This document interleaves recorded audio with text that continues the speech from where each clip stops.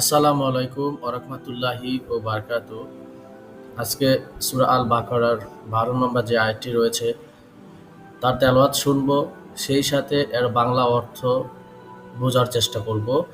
রব্বুল আলামিন আমাদেরকে সূরা শোনার এবং সেই সাথে বাংলা অর্থ বিস্তারিত বিশ্লেষণ করার তৌফিক দান করুক, আমিন।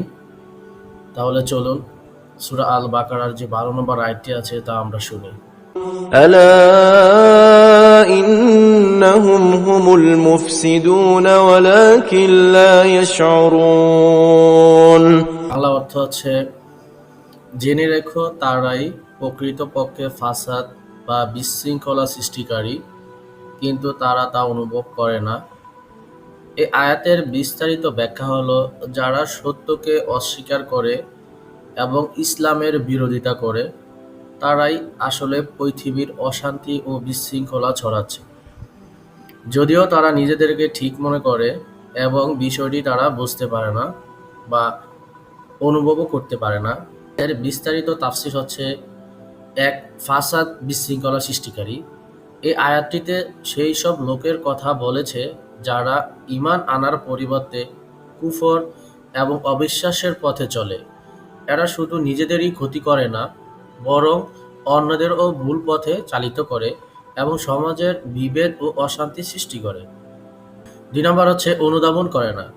এই আয়াতটিতে একটি গুরুত্বপূর্ণ অংশ হলো, কিন্তু তারা তা উপলব্ধি করে না। এর দ্বারা বোঝানো হয়েছে যে এসব মানুষ নিজেদের কাজের পরিমাণের সম্পর্কে অসচেতন। তারা যা করছে তা যে কতটা ক্ষতিকর তা তারা বুঝতে পারে না, কারণ তাদের অন্তরে আল্লাহর নূর বা আলো কোনোটাই নেই এবং তারা সত্য থেকে অনেক দূরে থাকে। এই আয়াতের প্রেক্ষাপট হচ্ছে, এই আয়াতটি যারা ঈমানদার তাদের জন্য একটি সতর্ক বার্তা। এটি তাদের স্মরণ করিয়ে দেয় যে যারা ইসলামের বিরোধিতা করেছে এবং সত্যকে অস্বীকার করেছে তারা আসলে শাস্তি ও স্থিতিশীলতার পরিপন্থী।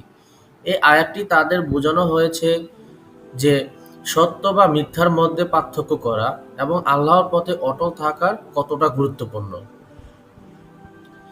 যদি এই আয়াতটি সম্পূর্ণ একটি সারসংক্ষেপ হচ্ছে, সূরা আল বাকারার ১২ নম্বর যে আয়াতটি রয়েছে মূলত মুনাফিকদের বিশ্বাসী আচরণ সম্পর্কে বলা হয়েছে, যারা আল্লাহর নির্দেশাবলীর প্রতি মিথ্যা আরোপ করে এবং নিজেদেরকে সঠিক মনে করে। এই আয়াতের মাধ্যমে তাদের কর্মকাণ্ডের ভয়াবহতা এবং তাদের এই বিষয়টি না বোঝার বিষয়টি তুলে ধরা হয়েছে। তো রব্বুল আলামিন আমাদের সকলকে আল্লাহর প্রতিটি কথা, হুকুম, আহকাম, সেই সাথে আমরা যাতে সঠিক পথে চলতে পারি, ৫ ওয়াক্ত নামাজ জামাতের সহিত পড়তে পারি এবং এই ধরনের বিশৃঙ্খলা বা খারাপ কাজ থেকে আল্লাহ আমাদেরকে রক্ষা করুক এবং এদের থেকে দূরে রাখুক, সেই দোয়াই কামনা করছি, আমিন। তো সবাই ভালো থাকবেন। আসসালামু আলাইকুম ওয়া রাহমাতুল্লাহি ওয়া বারাকাতুহু।